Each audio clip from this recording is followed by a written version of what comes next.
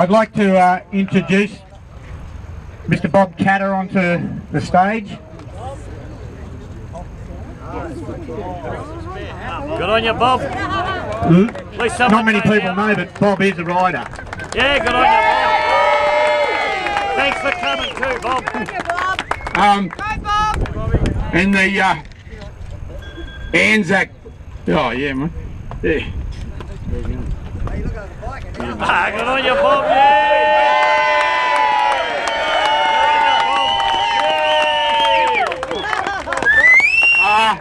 In the Anzac Day March in Charles Towers, about 3,500 people there, and the Vietnam Vets Motorcycle Club led our procession. We had very great honour in them leading our procession, and the bloke riding the first bike was Tracy Wickham, a famous swimmer.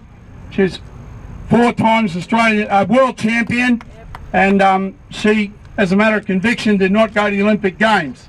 So a person that was the greatest swimmer in the world for about 7 years, never got an Olympic medal because of her convictions. That's the sort of people that the Wickhams are.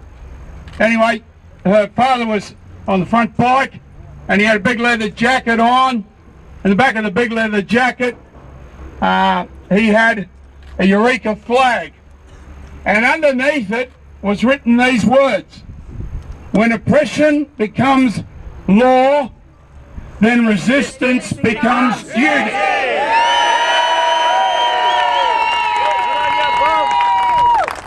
And what I didn't know, but I was with Roger that night having a few sherbets.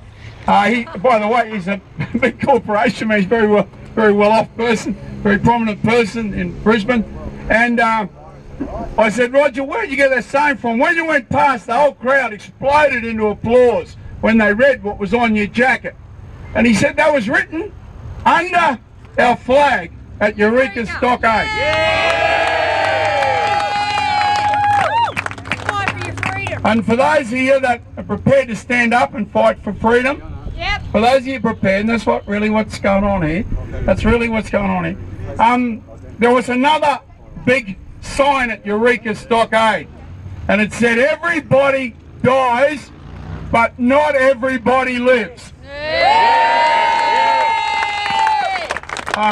So ladies and gentlemen, the 2 major clubs in Townsville, my area, my homeland, 2 major clubs, the Ulysses Club and the Vietnam Vets Harley-Davidson Club, 2 major motorbike clubs in that area.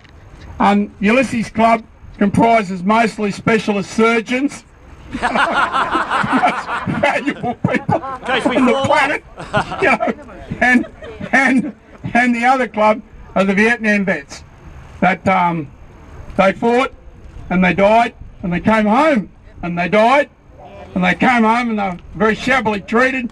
But Vietnam was the last country on earth that the communists took. That was the last country that lost their freedom because of those blokes that were over there. And this is how we treat them. This is how we treat them in Queensland. We say you've got to go to jail because you're in a club and you're riding around with your mates on a motorbike. Well, shame, shame, shame upon the Queensland government.